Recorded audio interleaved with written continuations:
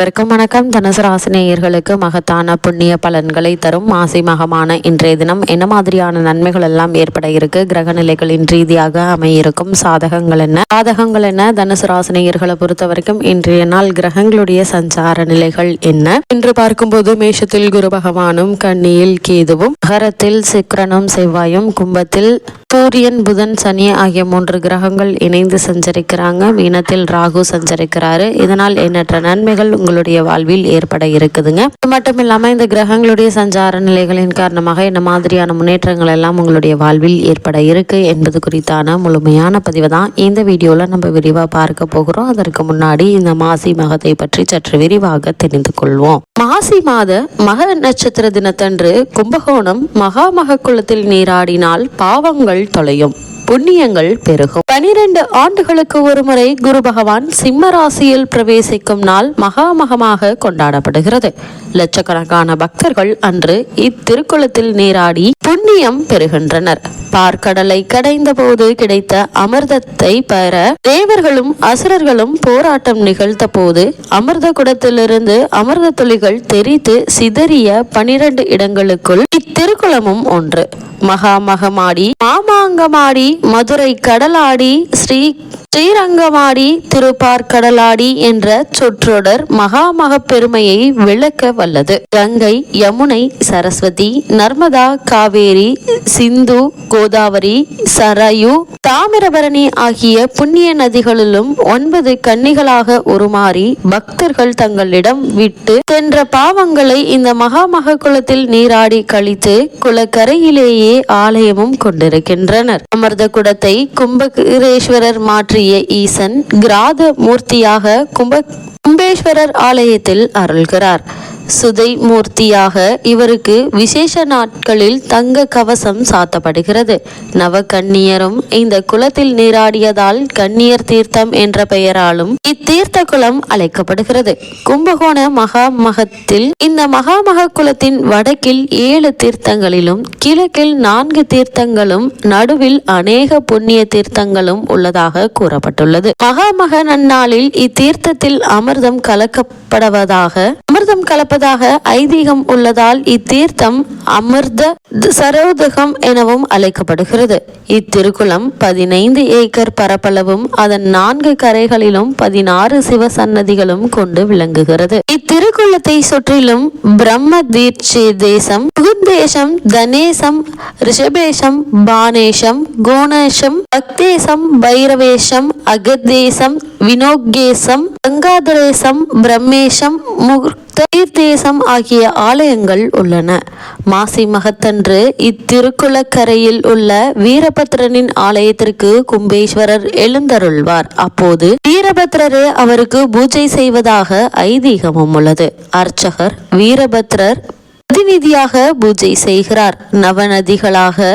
நவகன்னியருக்கு காவலாக இவர் இருப்பதால் கன்னிகை கங்கை வீரபத்ரர் என இவர் வணங்கப்படுகிறார். இத்திருக்குள மேல்கரையிலிருந்து 4 கிலோமீட்டர் தொலைவில் உள்ள பிரம்மஞானபுரேஸ்வரர் ஆலயம் அவிட்ட நட்சத்திர பரிகார தலமாக போற்றப்படுகிறது. இத்தலத்தில் அருகிலும் 2 நதிகளுக்கு முந்திரி பருப்பு, நிலக்கடலை 2ஐயும் சேர்த்து மாலை கட்டி அணிவித்து பிரார்த்தனை செய்தால் நினைத்தவை நிறைவேறும் எனவும் கூறப்படுகிறது. கிருஷ்ணதேவராயர் இத்திருக்குளத்தில் நீராடியதாக செங்கல்பட்டு மாவட்டம் நாகலாபுரம் வேதாரண்ய சுவாமி ஆலய கல்வெட்டில் காணப்படுகிறது. மாசி மகத் தினத்தன்று இத்திருக்குளத்தில் நீராடி விரதமிருந்து எளியவர்களுக்கு அன்னதானம் செய்தால் ஆண் வாரிசு பிறக்கும் என்பது நம்பிக்கையாகவும் கூறப்படுகிறது. மாசி மகத்தன்று இங்கு நீராடி 9 சுமங்கலி பெண்களுக்கு மங்கள பொருட்களை தானம் செய்தால் நவ கன்னியர் அருளால் சகல சௌபாக்கியமும் கிடைக்குமாம். மகாமகம் முடிந்து 48 நாட்கள் வரை இக்குளத்தில் நீராடினால் மகாமக ஸ்தானம் செய்த பலன் கிட்டும் என்பது நம்பிக்கையாகவும் கூறப்படுகிறது. மாசி மாதத்தில் பிறந்தால் ஜகத்தை ஆளலாம் என்ற பூதுரை ஏற்பட்டதே இம்மாசி மகத்தில் ஸ்ரீ மகாவிஷ்ணு அவதரித்ததனால்தான். இம்மாதத்தை தான் மாங்கல்ய மாதம் என அழைத்து புது தாலி சரடு அணிந்து அம்பிகைக்கு குங்குமத்தால் அர்ச்சிக்க தீர்க்க சுமங்கலியாக வாழ்வார் மனமான தம்பதியினர்.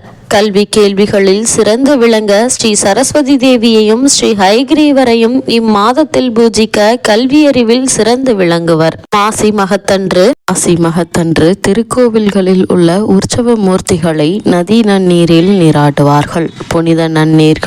புனித நதிகளில் நீராடினாலோ அல்லது தங்கள் வீட்டில் குளிக்கும் போது கங்கை, யமுனை, காவேரி, சரஸ்வதி, நர்மதை, துங்கபத்திரை, கருடகங்கா, திரிவேணி சங்கமம், மந்தாகினி, தாமிரபரணி, கர்ணப்பிரயாகை, ருத்ரப்பிரயாகை ஆகிய புண்ணிய நதி தீர்த்தங்களை மனதால் நினைத்து நீராடினாலோ அல்லது மாசிமக வைபவங்களை படித்தாலோ மிக பெரும் புண்ணிய பலன்களை அடைவார்கள். இம்மாதத்தில் நீர்நிலைகளில் புதிய நீரூற்றுகளும் உண்டாகி எடுக்க குறையாத மென்மேலும் பொங்கி பெருகி என்றென்றும் வற்றாத ஜீவ நதியாக பிரவீகரம் என்பது இம்மாசி மாதத்தில்தான். அன்னை பார்வதி தேவி வலம்புரி சங்கு அம்சமாக தோன்றியதும் சிவபெருமான் தனது திருவிளையாடல்களை நிகழ்த்தியதும் இந்த மாதத்தில்தான். இம்மாதத்தில் தான தர்மம் செய்வோருக்கு சிவபெருமானும் திருமாலும் இணைந்து வரங்களை வாரி வழங்கி அருள்வார்கள்.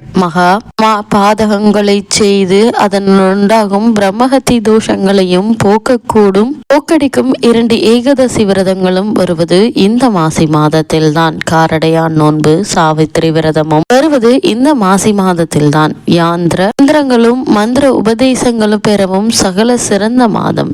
குலசேகர ஆழ்வார் அவதரித்த மாதமும் இந்த மாசி மாதம்தான். தானத்தில் சிறந்த அன்னதானத்தின் பெருமைகளை சொல்வதும் இந்த மாதம்தான். சுவாமி மலையில் தன் தகப்பனுக்கு பாடம் சொன்ன சுப்பையன் அதாவது முருகப்பெருமானுடைய வைபவமும் இந்த மாசி மாதத்தில்தான்.